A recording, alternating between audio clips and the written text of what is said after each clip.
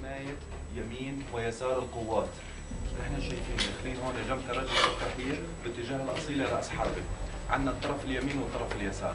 الطرف اليمين له اهميه كثير كبيره لانه بطل على كراجل التحرير، والطرف اليساري عرفتوا علي كيف؟ ان شاء الله مرصود بالشباب اللي قاعدين فوق على السطح.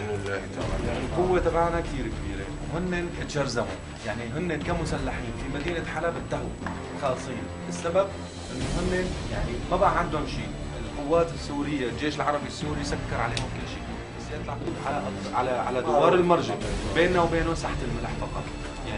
يعني اي عمل عسكري بسيط يلتقوا الجيشين مع بعض، بس هون ليش نحن مهمين؟ انت هون انت خط الوسط بينهم وبين المسلحين الموجود بالصالحين.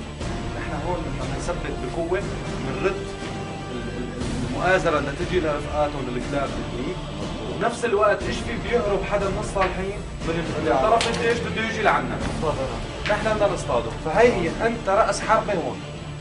عرفتوا علي كيف يا رفاق؟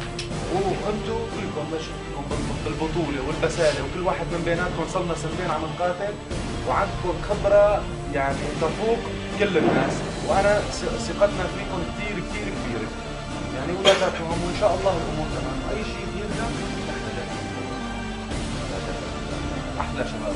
بالراح بالدم نفديك سوريا، بالراح بالدم نفديك سوريا، بالراح بالدم نفديك سوريا، بالراح بالدم نفديك سوريا، بالراح بالدم نفديك سوريا.